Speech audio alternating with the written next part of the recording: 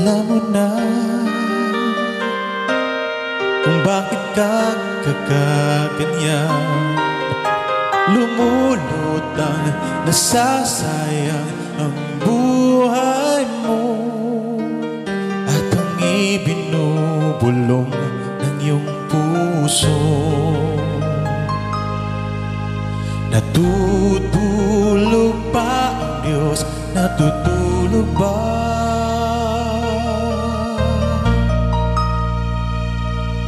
At ikaw ay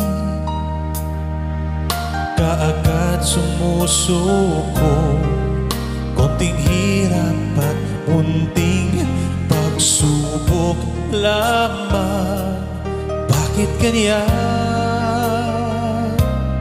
Nasaan ang iyong tapang?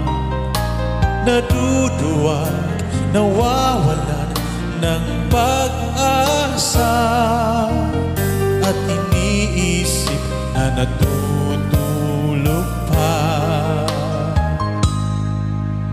Natutulog pa ang Diyos? Natutulog ba?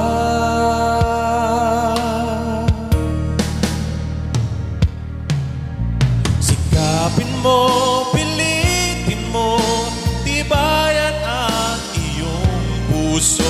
Tanging ikaw ang hubog sa iyong bukas. Huwag mo sanang akalain natutulog pa ang Diyos. Ang buhay mo ay mayroong halaga sa Kanya.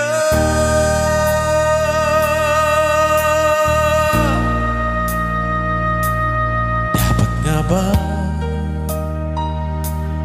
na ikaw ay maghihintay at himugin ka, pilitin ka ng tadhana?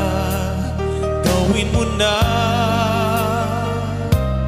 kung ano ang nararapat.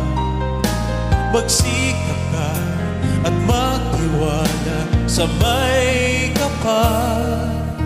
Nakahanda ang Diyos umala